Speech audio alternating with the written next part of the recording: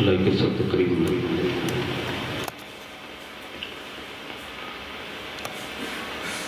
نبی حضور شفیع کی ملت برادر محسن ملت شہزادہ حضور منور ملت حضور سید سرکار سید محمد حنیف میاں بابا قادری رضاقی دامت برکاتہ السیام رضی العزیز حضرت علامہ مولانا محمد سلیم رضا صاحب برکاتی دامت برکاتہ العالیہ عزیزم حضرت مولانا محمد جعفر ہاشمی صاحب قبلہ و دیگر معزز باوقار برادران اسلام، السلام علیکم ورحمۃ اللہ وبرکاتہ۔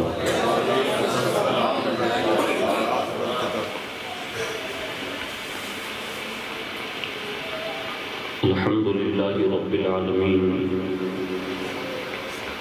والعاقبۃ للمتقین والصلاة والسلام علی سید الانبیاء والمرسلین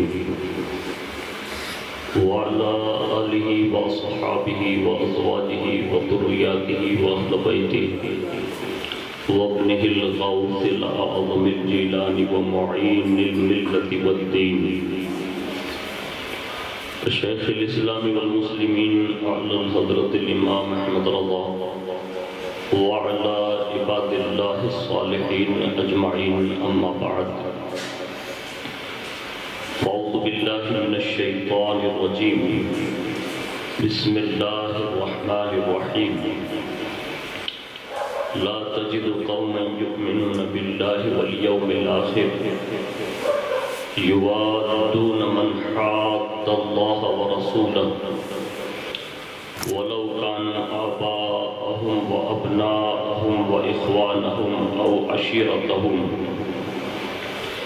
أولئك كتب في قلوبهم الإيمان وأيدهم بروح منه ويدخلهم جنات تجري من تحتها الأنهار خالدين فيها رضي الله عنهم ورضوا عنه أولئك حزب الله ألا إن حزب الله هم المفلحون صدق الله العظيم وصدق رسوله النبي الأمين المختار الكريم ونحن على ذلك لمن الشاهدين والشاكرين والحمد لله رب العالمين۔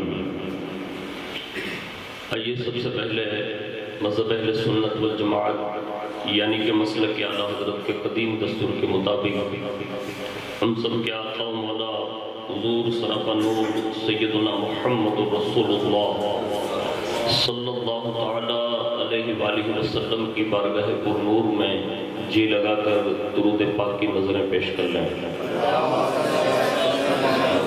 اللہم صلی علی سیدنا مولانا محمد معدن الجود والکرم وعلى آلہ وصحابہ وبارک وسلم، صلاۃ و سلام علیک یا رسول اللہ صلی اللہ تعالی علیہ وآلہ وسلم۔ نبی اور آل نبی پر ایک بار اور محبت کے ساتھ درود و سلام کی نظریں پیش کر لیں۔ صلی اللہ علی نبی الامی وآلہ صلی اللہ علیہ وسلم، صلاۃ و سلام علیک یا رسول اللہ صلی اللہ تعالی علیہ وآلہ وسلم۔ حصول برکت کے لیے ایک بار نبی اور آل نبی پر اور باواز بلند اللہم صلی علی سیدنا مولانا محمد معدن الجود والکرم وعلی آلہ وصحابہ وبارک وسلم، صلاۃ و سلام علیک یا رسول اللہ صلی اللہ تعالی علیہ وآلہ وسلم۔ اللہ رب العزت کی توفیق سے اور اس کے پیارے محبوب صلی اللہ تعالی علیہ وآلہ وسلم کی خصوصی نگاہ عنایت سے اس وقت ہم اور آپ جشن تاجدار صداقت میں شرکت کی سعادت حاصل کر رہے ہیں۔ اللہ رب العزت ہماری آپ کی سب کی حاضری قبول فرمائیں اور اس حاضری کو ہم سب کے لیے مدینۃ الرسول کی حاضری کا سبب بنائیں۔ میں اپنی گفتگو کا آغاز ان محبت برے اشعار کے ساتھ کرنے کی سعادت حاصل کرتا ہوں۔ ذہ نصیب ان اشعار کے مصداق ہم سب کو بننے کی اللہ توفیق نصیب فرمائے۔ بہت بڑی بات کہی ہے انہوں نے، اور ایک دل مومن کے لیے چھو جانے والی بات کہتے ہوئے وہ کہتے ہیں کہ مجھے ہوش کب تھا رکوع کا، مجھے کیا خبر تھی سجود کی۔ مجھے ہوش کب تھا رکوع کا، مجھے کیا خبر تھی سجود کی۔ تیرے نقش پا کی تلاش تھی جو جھکا رہا میں نماز میں۔ تیرے نقش پا کی تلاش تھی جو جھکا رہا میں نماز میں، اور تیری راہ گزر سے بھی نہ گزر سکا۔ تیری راہ گزر سے بھی نہ گزر سکا۔ تیرے نقش پا کا احترام تھا، اتر جاتا ہے تیرا نقش پا پتھر کے سینے میں۔ میرا دل بھی اسی نقش پا کی تلاش میں ہے۔ میرا دل بھی اسی نقش پا کی تلاش میں ہے۔ اور پھر کہتے ہیں جو سر پہ رکھنے کو مل جائیں نالے نے پاک حضور، جو سر پہ رکھنے کو مل جائے نالے نے پاک حضور، تو پھر کہیں گے ہاں تاجدار ہم بھی ہے۔ تو پھر کہیں گے ہاں تاجدار ہم بھی ہے۔ اور وہ کہتے ہیں کہ میری زندگی بھی عجیب ہے، میری بندگی بھی عجیب ہے۔ میری زندگی بھی عجیب ہے، میری بندگی بھی عجیب ہے۔ جہاں مل گیا تیرا نقش پا وہی میں نے کعبہ بنا لیا۔ جہاں مل گیا تیرا نقش پا وہی میں نے کعبہ بنا لیا۔ اور کہتے ہیں کہ کی محمد سے وفا تو نے تو ہم تیرے ہیں، کی محمد سے وفا تو نے تو ہم تیرے ہیں۔ یہ جہاں چیز ہے کیا لوح و قلم تیرے ہیں۔ اور یہ کس وقت ہوگا کہ ہمیں کرنی ہے شہنشاہ بطحا کی رضا جوئی۔ ہمیں کرنی ہے شہنشاہ بطحا کی رضا جوئی۔ وہ ہو گئے اپنے تو رحمت پروردگار اپنی۔ ایک بار بڑی محبت کے ساتھ درود شریف پڑھ لیں۔ اللہم صلی علی سیدنا مولانا محمد معدن الجود والکرم وعلی آلہ واصحابہ وبارک وسلم۔ صلاۃ و سلام علیک یا رسول اللہ صلی اللہ تعالی علیہ وآلہ وسلم۔ آج ہماری اور آپ کی بڑی خوش نصیبی ہے کہ افضل البشر بعد الانبیاء بالتحقیق امیر المؤمنین خلیفۃ المسلمین حضرت سیدنا ابو بکر صدیق رضی اللہ تعالیٰ عنہ کی بارگاہ میں خراج پیش کرنے کے لیے ہم اور آپ حاضری کی سعادت حاصل کر رہے ہیں۔ اللہ اور اس کے رسول سے امید قوی ہے کہ اللہ اپنی شان اس حاضری کو اپنی بارگاہ میں قبول فرمائیں اور اس حاضری کو سب کے لیے حج و عمرہ کا سبب بنائیں۔ یہ دیکھیے حسنین باپو تشریف لا رہے ہیں، نعرہ تکبیر سے استقبال کر لیں۔ نعرہ تکبیر، نعرہ رسالت، نعرہ حیدری، عشق محبت، عشق محبت۔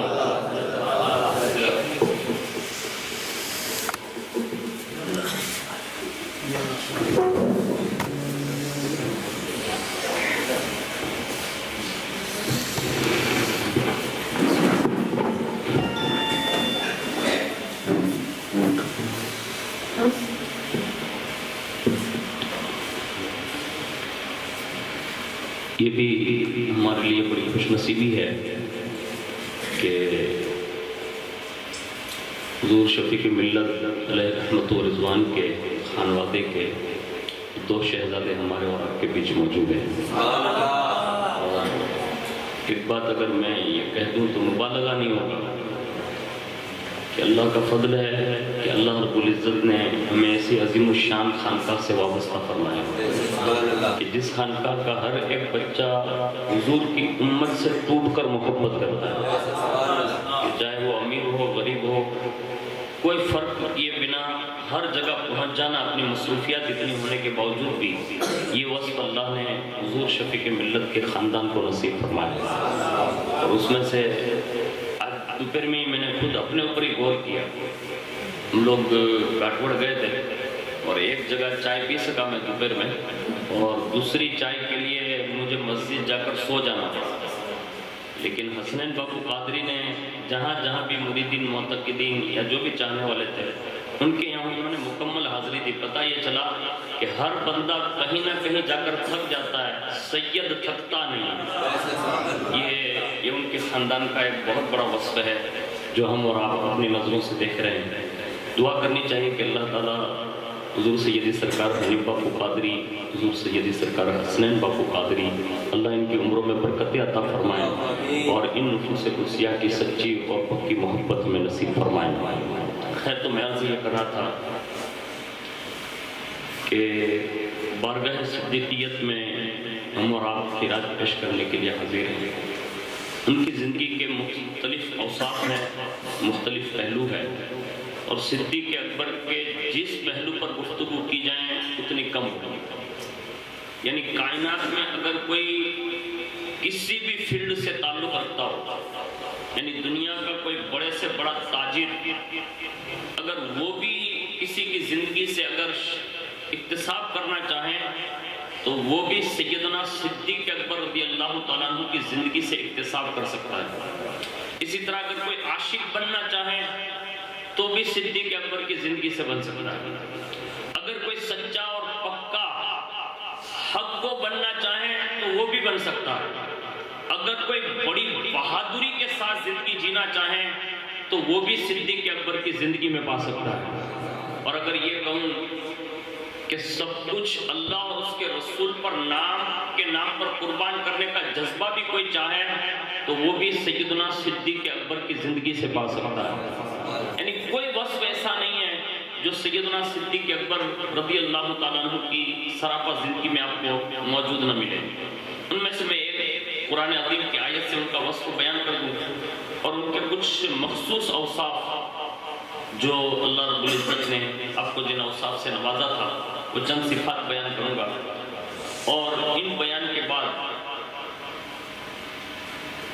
ہمیں اور آپ کو ایک عزم لے کر اٹھنا ہے کہ صدیق اکبر رضی اللہ تعالیٰ عنہ کی زندگی میں سے ان اوصاف کو اپنی زندگی میں لاگو کرنے کی کوشش کرنی ہے۔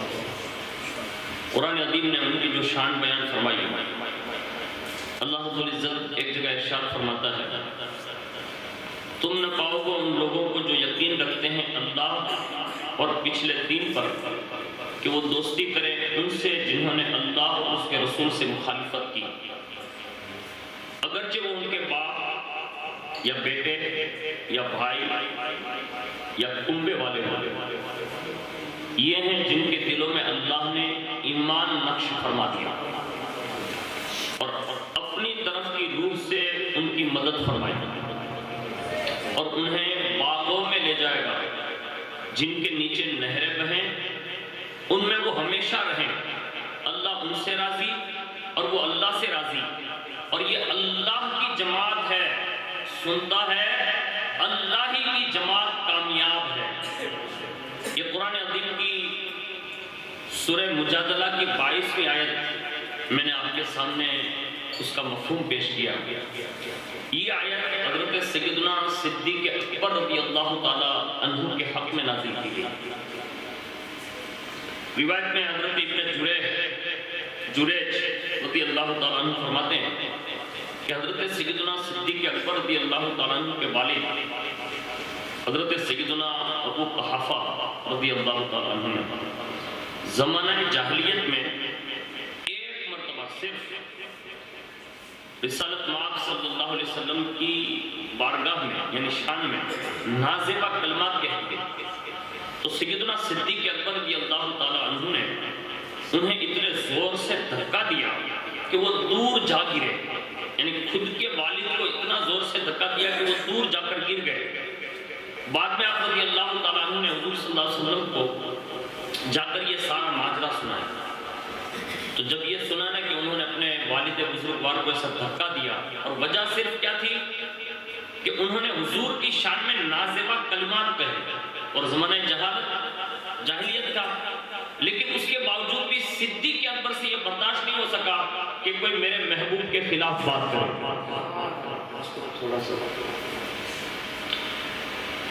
تو جب انہوں نے حضور کو سارا ماجرا سنایا تو حضور نے فرمایا کیا تم نے ایسا ہی کیا جیسا تم سنا رہے ہو؟ تو عرض کیا یا رسول اللہ ہاں میں نے ایسا ہی کیا. تو حضور نے فرمایا آئندہ ایسا نہ کرنا.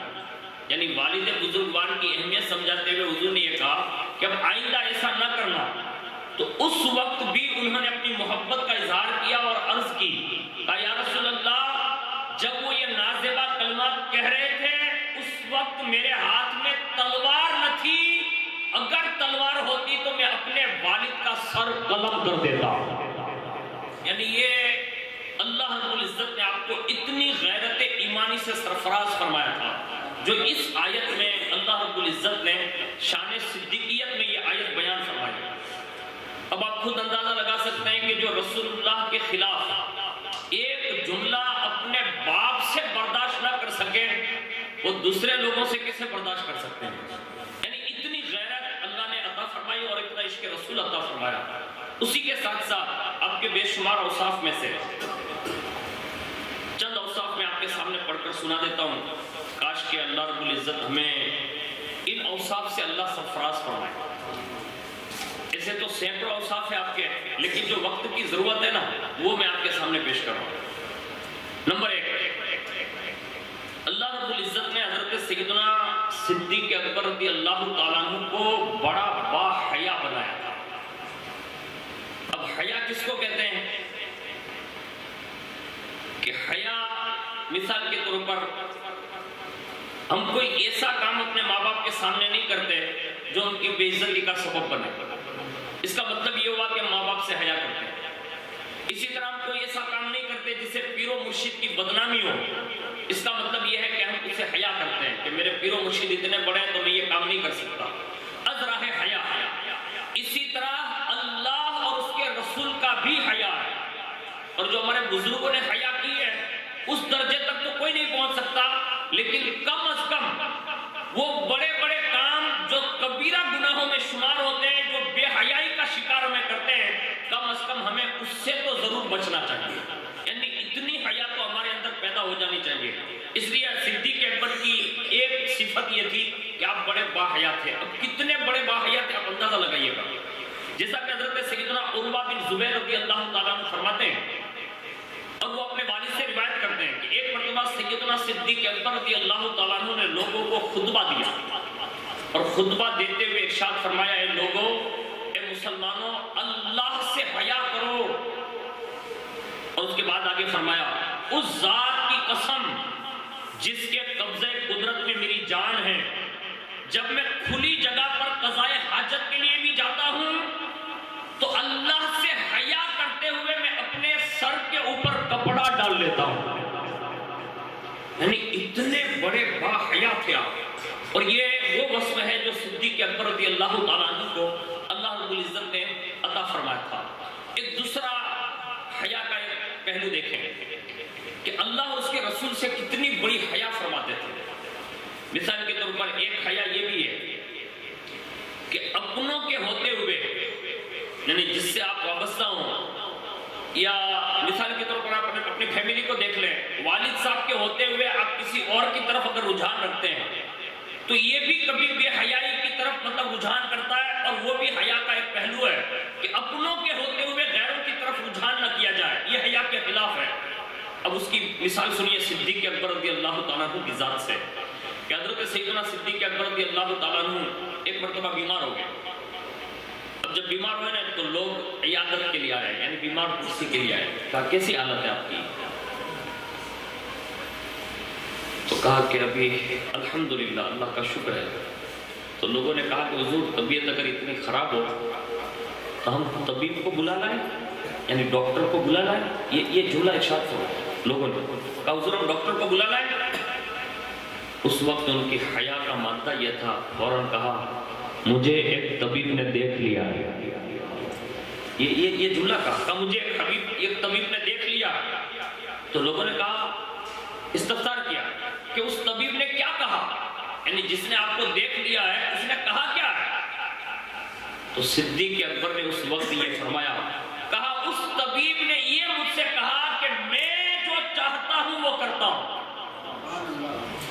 یعنی صدیق اکبر نے اپنا حقیقی طبیب اللہ کی ذات کو بتایا، اور اس کی شان ہی یہی ہے، فعال لما یرید، وہ جو چاہتا ہے وہ کرتا۔ تو از راہ حیاء الہی جو ان کے اندر داخل تھی، تو آپ نے جو ہے کسی کی طرف رجحان کرنا گوارا نہ کیا۔ یعنی یہ ان کی حیا کا ایک مادہ تھا جو اللہ رب العزت کا عشق ان کے اندر بھرا ہوا تھا۔ اسی کے ساتھ اللہ رب العزت نے آپ کو جو دل عطا فرمایا تھا نا، وہ بڑا مطمئن ہوتا تھا۔ آج ہمارے دل کبھی کبھی ادھر ادھر ہو جاتے ہیں۔ وہ کیسے؟ جیسے کسی مالدار کو دیکھا کہ اس کی شادی میں ڈی جے بج رہا ہے، ناچ بھی ہو رہا ہے، گانا بھی ہو رہا ہے، اور نہ جانے کتنی برائیاں ہو رہی ہے، تو ہم لوگ چھوٹے چھوٹے علاقے والے کیا سوچتے ہیں کہ آج تو ٹاور چوک کے فلانا نو ڈی جے نکلو تو نچلا جڑا تو نچتا تھا، تو اپنے وڈالا میں کروں جو۔ یعنی ایک لوگوں کا مطلب دل ہے، اطمینان بخش نہیں ہوتا۔ آخر یہ دل کو قرار کیوں نہیں ہے؟ اس کی وجہ یہ ہے کہ ہم نے قرآن سے دوری اختیار کر لی۔ اس لیے کہ جن کے دل قرآن سے قریب رہے، جن کے سینوں میں قرآن کے مضامین موجود رہے، ان کا دل کبھی ادھر سے ادھر نہ ہوا۔ دنیا ادھر سے ادھر ہو جائے، انہیں تو ایک ہی چیز پاور کرتی تھی، کام وہی کریں گے جس سے مصطفیٰ راضی ہو جائے، کام وہی کریں گے جس سے اللہ راضی ہو جائے۔ آج ہم اور آپ کبھی کبھی اس معاملات میں دل جو ہے نا ہمارا مطمئن نہیں ہوتا اور بے قراری کا شکار ہو جاتے ہیں، لیکن اللہ اکبر، صدیق اکبر رضی اللہ تعالیٰ عنہ کا دل اتنا مطمئن تھا، اتنا مطمئن تھا کہ اللہ اکبر۔ ایک واقعہ بڑا مشہور ہے، میں اس میں سے چند جملے ترتیب دے دیتا ہوں جس سے قلب صدیق آپ کو سمجھ میں آئے گا کہ ان کا دل اتنا قرار پذیر تھا۔ صلح حدیبیہ ہو گیا۔ اب صلح حدیبیہ کا پس منظر یہ ہے کہ حضور 1500 صحابہ کے ساتھ عمرہ کے لیے جا رہے، اور بیچ راستے میں اسی حدیبیہ کے مقام پر صحابہ اور حضور کے ساتھ جو تھے ان کو سب کو روک دیا گیا اور کہا کہ مکہ میں آپ کو گھسنے نہیں دیا جائے گا اور نہ عمرہ کرنے دیا جائے گا، اس سال واپس ہو جاؤ، آئندہ سال آنا۔ اب صلح نامہ لکھا جانے لگا اس بات پر۔ اب جب صلح نامہ لکھا جانے لگا نا، تو اس میں دیکھیں صحابہ کا عشق رسول، یعنی جس کی غیرتیں مضبوط ہوتی ہیں نا تو پھر وہ عقیدے اور ان کی غیرت بڑا زور کرتی ہے۔ جب صلح نامہ لکھنے کے لیے حضور نے سب کو طلب فرمایا، اس میں جو صلح نامہ لکھنے کے لیے کسی کے ہاتھ میں قلم دیا نا حضور نے، تو وہ سیدنا مولا کائنات تھے۔ فرمایا علی صلح نامہ لکھو۔ اب جیسے صلح نامہ لکھنا مولا کائنات نے شروع کیا، پہلے بسم اللہ شریف لکھا اور پھر حضور صلی اللہ علیہ وسلم کا نام لکھا، یعنی یہ صلح نامہ ہے محمد رسول اللہ صلی اللہ علیہ وسلم کی جانب سے، اور اس میں جو عہد و اقرار کیے جائیں گے وہ سارا ترتیب بار۔ اب جیسے ہی مولا کائنات نے محمد رسول اللہ لکھا، تو جو نمائندے کفار مکہ کی طرف سے آئے تھے نا، انہوں نے یہ کہا، دیکھا کہا اس میں تو محمد رسول اللہ لکھا، تو کہا یہ محمد رسول اللہ مٹا دیجئے۔ کس سے کہا؟ مولا کائنات سے۔ تو اتنے میں تو مولا کائنات کا مطلب وہ ایمانی جو جذبہ تھا نا وہ بیدار ہو گیا۔ کہا یہ قلم جو لکھ چکی ہے اب لکھ چکی، اب یہ مٹایا نہیں جا سکتا، یعنی یہ عشق رسول ہے، صلح ہونے جا رہی ہے، یعنی سمادھان ہونے جا رہا ہے۔ لیکن جیسے وہ سردار نے کہا نا کہ اس کو مٹاؤ، علی فرماتے یہ ہاتھ تو ٹوٹ سکتا، یہ نام مٹ نہیں سکتا، یہ قلم تو ٹوٹ سکتا، یہ نام نہیں مٹ سکتا، میں نہیں مٹاتا۔ تو کہا تو پھر صلح کس بات کی؟ ہم تو ان کو محمد رسول اللہ مانتے نہیں، اس لیے تو صلح ہے۔ محمد بن عبداللہ لکھو تو صلح نامہ لکھا جائے گا، ورنہ نہیں لکھا جائے گا۔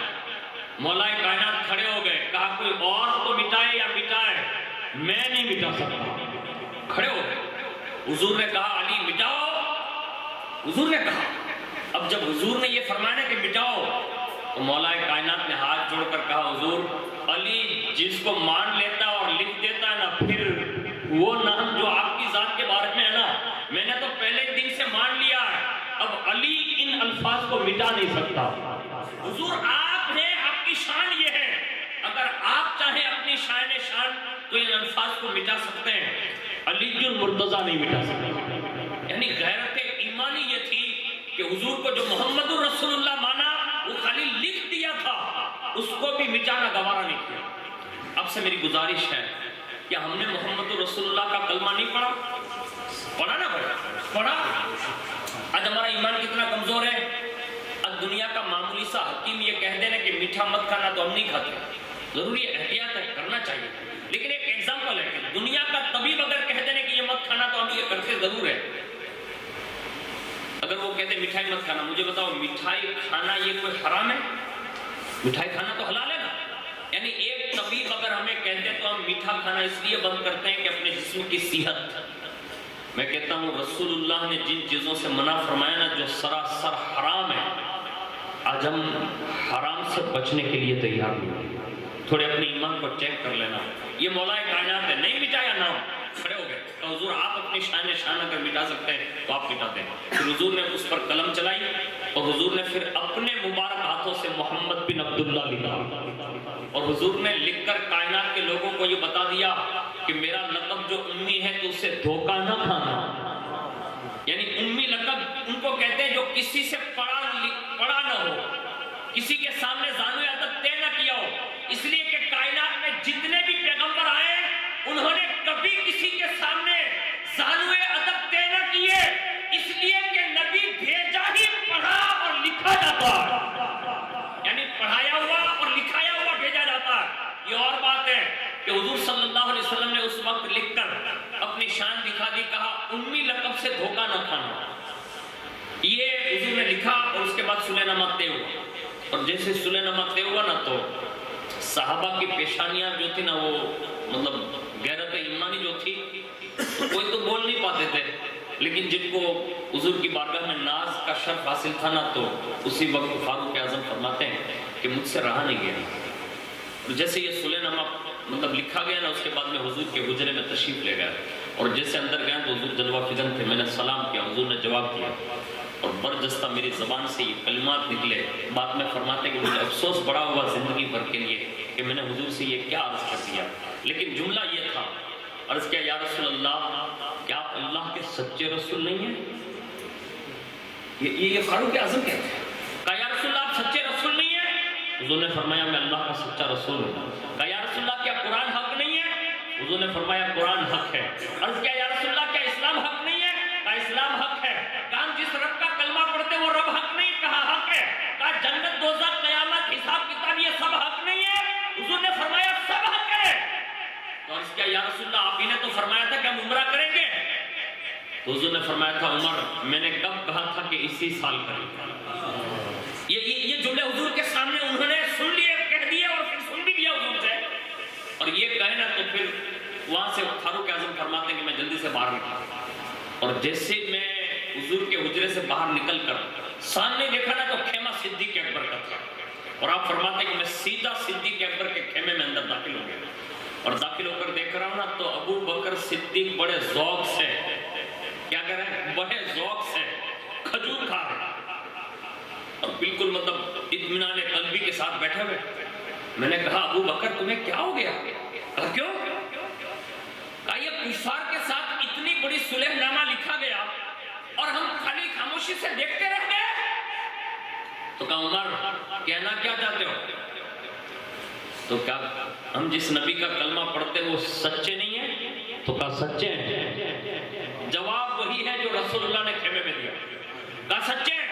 کہا ہم جس قرآن کو مانتے ہیں وہ قرآن حق نہیں؟ کہا قرآن حق ہے۔ کہا ہم جس دین کو مانتے ہیں وہ دین حق نہیں؟ کہا حق ہے۔ کہا ہم جس رب کا کلمہ پڑھتے ہیں وہ رب حق نہیں؟ کہا حق ہے۔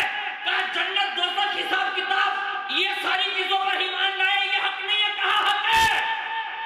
تو کہا پھر بھی اتنی دب کر سنے؟ تو اس وقت فاروق اعظم سے کہا تو چاہتا کیا ہے؟ کہا ہم عمرہ کے لیے نہیں جا سکتے؟ تو کہا جا سکتے ہیں۔ تو کہا حضور نے تو کہا تھا عمرہ کریں گے، تو کیا عمرہ نہیں کریں گے؟ تو کہا حضور نے کب کہا تھا کہ اسی سال کریں گے؟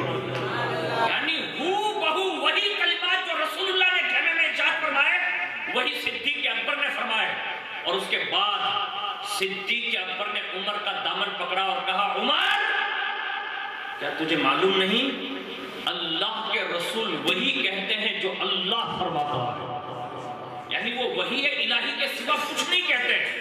فاروق اعظم فرماتے ہیں کہ صدیق اکبر کے اطمینان قلبی کے یہ جملوں نے میرے دل کو حضور کے ان کلمات پر تسلی بخش میرے دل کو کر دیا۔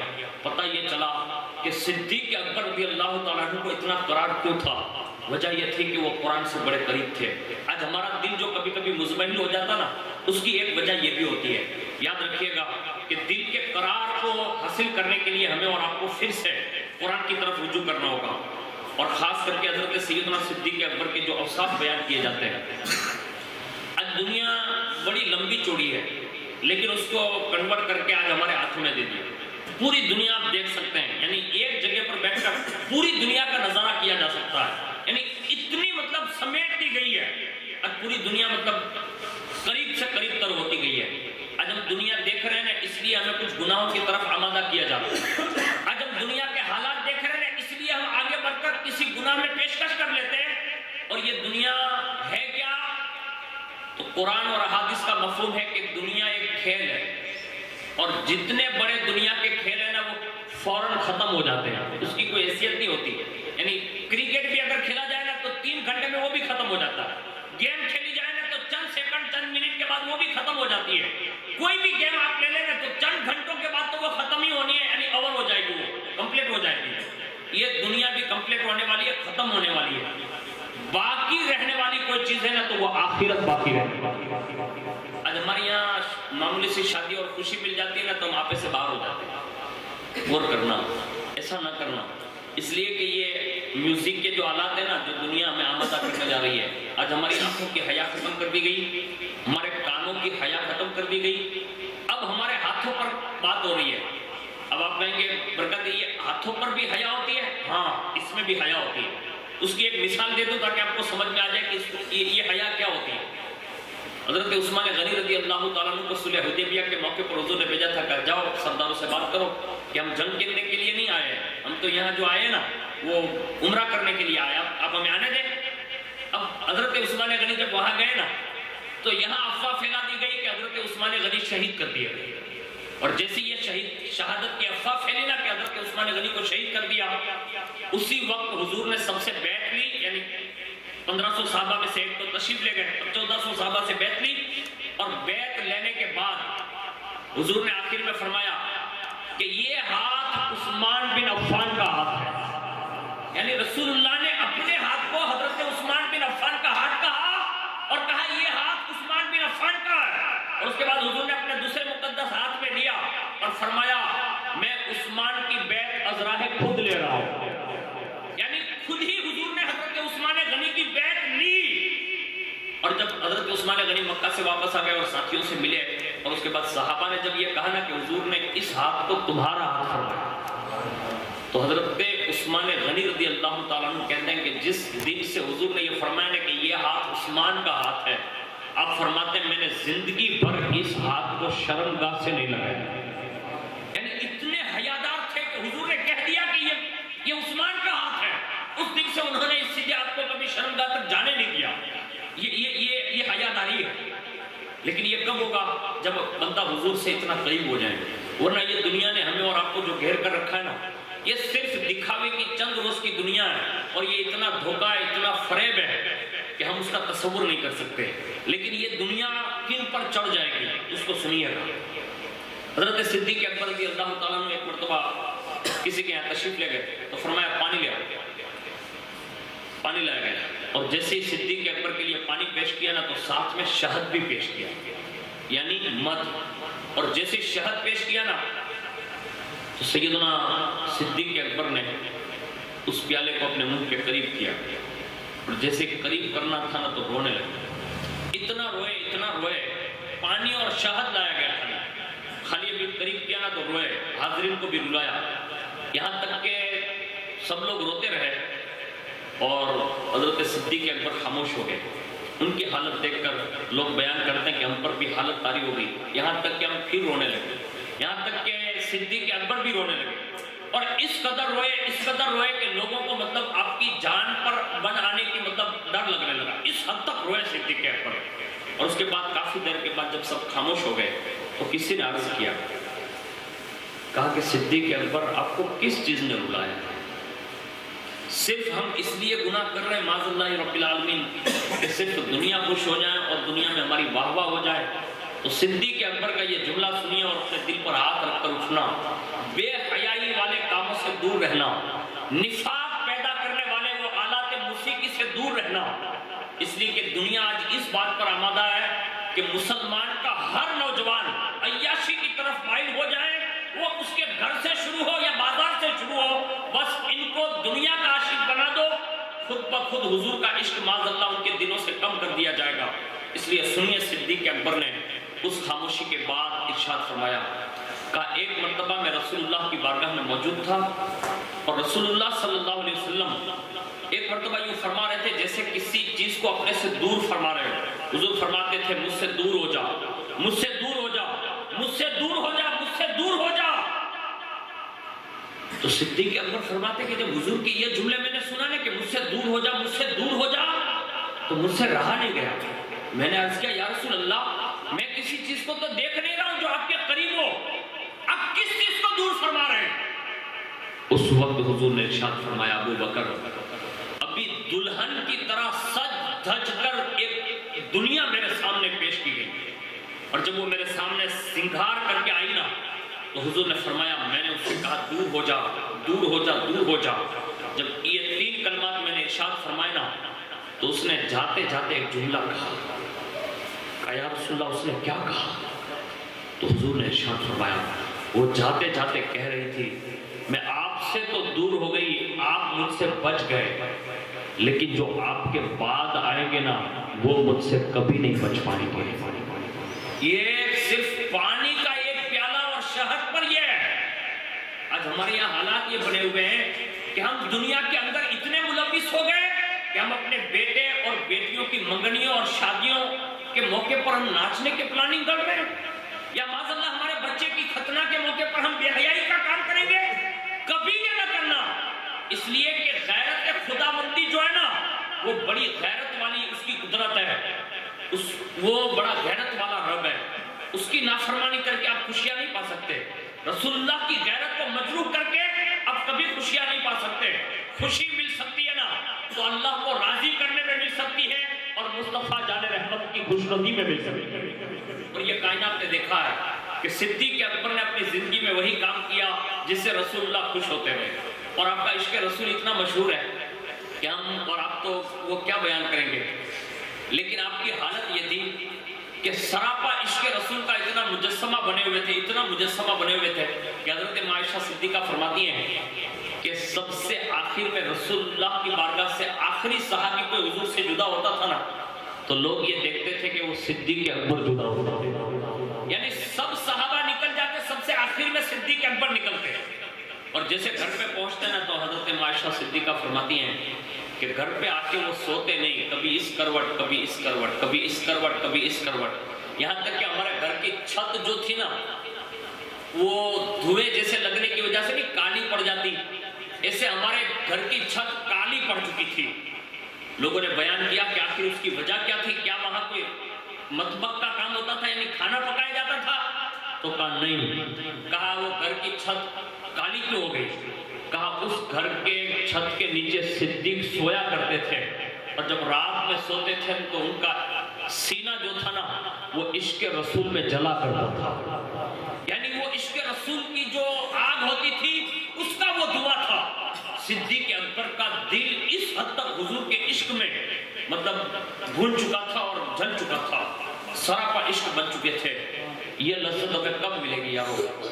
ہم اس مقام تک تو نہیں پہنچ سکتے، لیکن کم از کم اچھے کام کرو اور برے کاموں سے بچتے جاؤ گے نا تو اللہ عشق صدیقی کی خیرات عطا فرمائے گا۔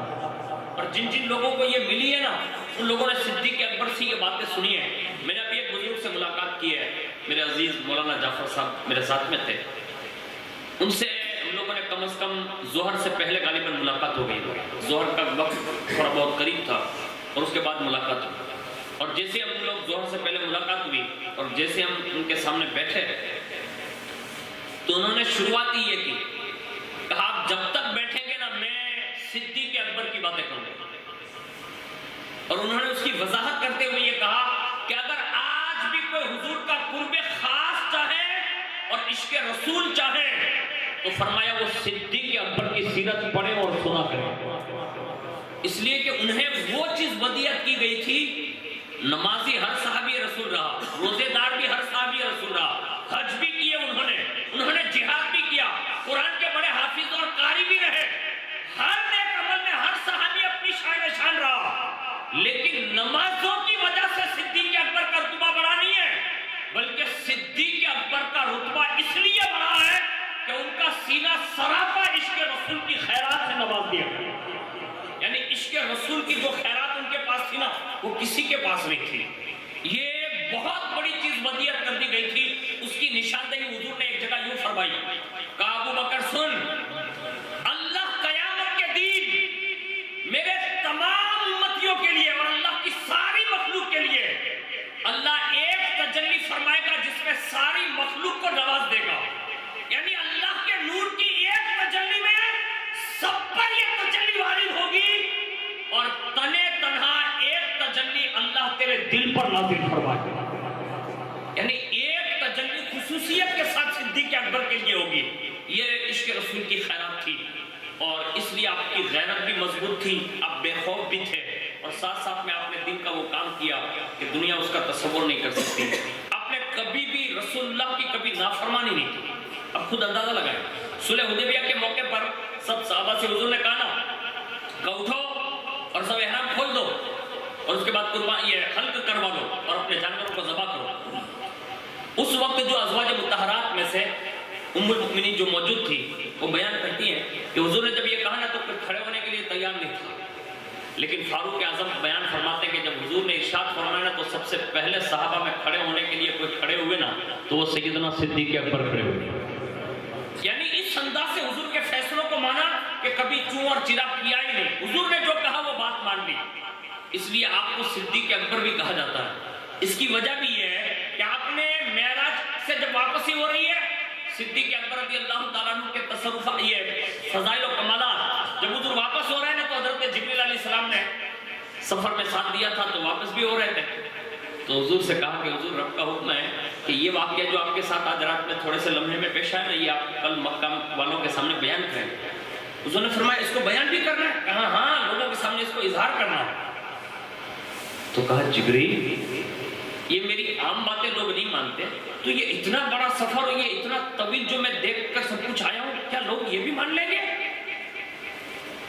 کیا جبریل علیہ السلام کا جواب تھا؟ عرض کیا حضور کوئی مانے یا نہ مانے ابو بکر مان لیں گے. یعنی یہ جبریل علیہ السلام کہہ رہے ہیں. ایک مرتبہ حضور صلی اللہ علیہ وسلم کی بارگاہ میں جبریل علیہ السلام حاضر تھے، اتنے میں صدیق اکبر آئے اور جیسے آئے نا تو حضرت جبریل علیہ السلام پوچھ رہے ہیں یا رسول اللہ کیا یہ ابو قحافہ کے بیٹے ابو بکر صدیق ہے؟ تو کہا کہ جبریل کیا آپ لوگ بھی نہیں جانتے؟ تو عرض کیا یا رسول اللہ جتنے زمین والے نہیں جانتے نا اس سے زیادہ آسمان والے جانتے ہیں اور ہمارے یہاں ان کا نام صدیق نہیں ہے. تو کہا ان کا نام حلیم ہے، بردبار یعنی ہضم کرنے کی طاقت رکھنا، یعنی ضبط رکھنا، صبر کرنا، تحمل اختیار کرنا، انہیں حلیم کہا جاتا ہے. وہاں بردباری کے بہت بڑے بیتاب بادشاہ ہی ہے. اور کتنی بردباری، اللہ اکبر. حضور فرماتے ہیں کہ میری امت میں سب سے زیادہ میری امت کے معاملے میں کوئی نرم دل ہے تو اللہ نے وہ ابو بکر صدیق کو بنایا. حضور ایک جگہ ارشاد فرماتے ہیں کہ میں جب آسمانی دنیا میں یہ ساتوں آسمان پار کر رہا تھا نا تو میں نے ہر آسمان پہ ایک جھنڈا دیکھا جس میں ابو بکر کا نام میرے نام کے ساتھ لکھا ہوا تھا اور ہر آسمان کا فرشتہ یہ تمنا کر رہا تھا کہ صدیق اکبر سے ان کی ملاقات ہو جائے. اور آپ فرماتے ہیں کہ اللہ رب العزت نے وہاں جو میرے چار یار کے مجھے فضائل و کمالات دکھائے، میرا نام جہاں جہاں میں نے دیکھا وہاں میرے نام کے ساتھ میں نے ابو بکر، عمر، عثمان اور علی المرتضیٰ کا نام دیکھا. یہاں تک کہ حضور نے یہ آسمانی سفر بیان کیا، یہاں تک کہ فرماتے جب قیامت کے دن بھی مجھے جو لواء الحمد کا جھنڈا دیا جائے گا، رسول اللہ فرماتے اس جھنڈے کے اندر 3 لائن لکھی ہوگی. پہلے میں بسم اللہ، دوسرے میں کلمہ طیبہ اور جو تیسری لائن جو ہوگی نا اس میں ابو بکر، عمر، عثمان اور علی المرتضیٰ کا نام لکھا ہوگا. یعنی اس شان سے صحابہ یعنی 4 یار کی فضیلت حضور نے بیان فرمائی اور لوگوں کو آگاہ کیا.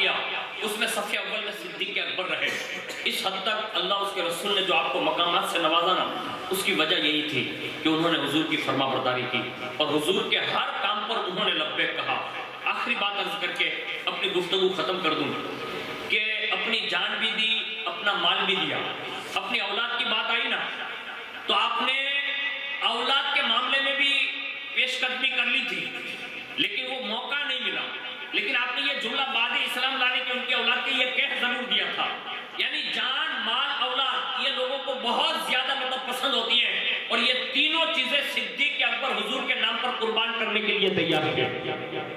اسی کے ساتھ میں اللہ اس کے رسول نے جو انعام دیا نا وہ سننے کے قابل ہے۔ اس میں سے ایک یہ ہے کہ صدیق اکبر نے اسلام لاتے ہی 40,000 اشرفیہ جو پیش کی، یہ مالی قربانی، جان کی قربانی غار ثور میں دے چکے تھے، یعنی سانپ نے کاٹ لیا تھا، پیر نہیں ہٹایا، حضور کی نیند پر جان قربان کرنے کے لیے تیار ہو گئے، اور باقاعدہ سانپ نے جو کرنا تھا وہ کر بھی لیا۔ لیکن حضور نے اپنے اعجاز کے مطابق حضرت صدیق اکبر کے جان کی حفاظت فرما دی، ورنہ وہ جان دے چکے تھے۔ اتنا بڑا پرانا سانپ کاٹ چکا تھا کہ وہ زہر پورے جسم میں پھیل چکا تھا، اور صدیق اکبر کی موت واقع ہو جاتی، لیکن وہ آنسو جو حضور کے یہ چہرے انور پر گرے، حضور بیدار ہوئے اور فوراً حضور نے لعاب دہن لگایا، تو اللہ نے حضور کے لعاب دہن کی وجہ سے شفا عطا فرمایا، یعنی حضور کے مبارک تھوک کی وجہ سے صدیق اکبر کی جان بچا لی گئی۔ اسی کے ساتھ ساتھ ان کے ایک بیٹے تھے، جب اسلام لائے نا تو اس کے بعد کہا کہ پہلی جنگ میں آپ کا میرا مقابلہ ہو گیا تھا، لیکن میں نے تلوار ہٹا لی، آپ میرے ابا تھے اس لیے۔ تو برجستہ کہا اب بیٹا اس وقت اگر تیری گردن آ جاتی نا تو ابو بکر تلوار چلا دیتا، یعنی یہ جذبہ تھا ان کا۔ لیکن اتنا سب کچھ ہونے کے باوجود بھی غار ثور میں جو ایک راز و نیاز کے لوگ یہ پوچھتے ہیں کہ غار ثور میں باتیں کیا ہوگی، اس میں ایک بات یہ بھی تھی کہ جب صدیق اکبر نے پہلی رات وہ سوراخ جو بند کر دیے نا تو مورخین نے لکھا کہ چادر جسم پر تھی یا تو ان کا قمیص تھا، کرتا مبارک، وہ آپ نے توڑ کر سارے سوراخ بند کر دیا، اور وہ رات اس انداز میں آپ نے حضور کو اپنے ران پر سلا کر وہ رات بتا دی۔ اور جیسے صبح ہوئی نا تو حضور نے صدیق اکبر کے جسم کو دیکھا نا تو فرمایا ابو بکر قمیص کیا ہوئی، یا کرتا کیا ہوا، یا یہ چادر کیا ہوئی؟ تو انہوں نے یہ آخری جملہ عرض کیا، یا رسول اللہ یہ سوراخ جو آپ دیکھ رہے تھے نا اس پر میں نے اپنی قمیص کے ٹکڑے توڑ کر اس سے بند کر دیا تاکہ کوئی موذی جانور آپ کو تکلیف نہ پہنچے۔ یہ جملہ پورا ہوا۔ اس وقت حضور صلی اللہ علیہ وسلم نے یہ دعا فرمائی، اللہم اجعل ابا بکر معی فی درجتی یوم القیامہ، اے اللہ قیامت کے دن جنت میں ابو بکر صدیق کو میرے ساتھ جگہ نصیب فرما۔ یعنی یہ عشق رسول کا انعام یہ دیا گیا کہ حضور نے ان کے لیے جنت کی دعا کر دی۔ آپ سے بھی میری گزارش ہے، ابو بکر صدیق نے یہ سوراخ بند کر کے اپنی قمیص کی جو قربانی پیش کی، اور اپنی جان کی تو بازی لگا ہی چکے تھے سانپ کے ڈسنے پر، تو حضور نے یہ دعاؤں سے نوازا۔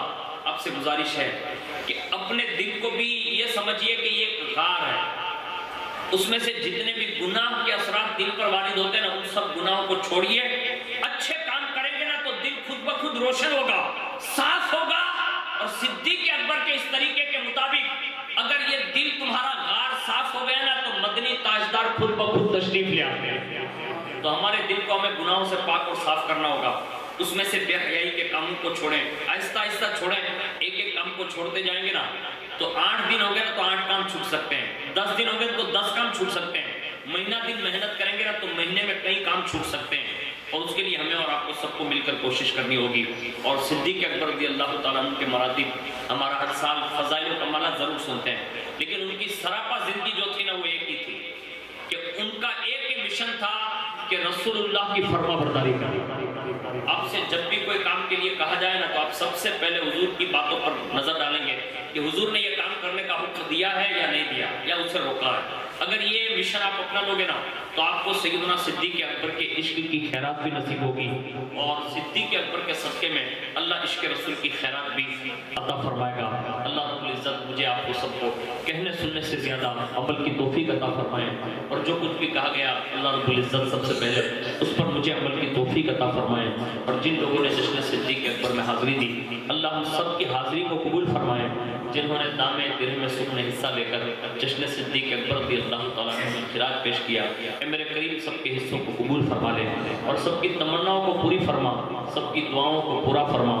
اے اللہ ہمیں جب تک زندہ رکھا حضور کے اہل بیت صحابہ اور تمام بزرگان دین کا معذب بنا کر زندہ رکھ، اور جب ہمارا آخری وقت ہو تو ہماری زبان پر جاری ہو اشہد ان لا الہ الا اللہ و اشہد ان محمدا عبدہ و رسولہ۔ اے اللہ جب قیامت کے دن اٹھیں تو حضور کی شفاعت و ملاقات نصیب فرما۔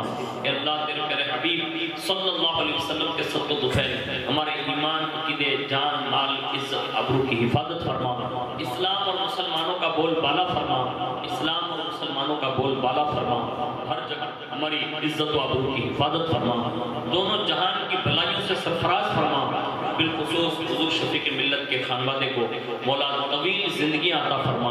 اے اللہ ان کے خانوادے کے ہر شہزادے کو صحت و تندرستی اور طویل عمر کے ساتھ مولا ہم سب کے سروں پر قائم اور دائم فرما۔ اے اللہ تیرے پیارے حبیب صلی اللہ علیہ وسلم کے صدق و طفیل اور سیدنا صدیق اکبر رضی اللہ تعالیٰ عنہ کے صدق و طفیل ہم سب کی دعاؤں کو اپنی بارگاہ میں قبولیت کا شرف عطا فرما، آمین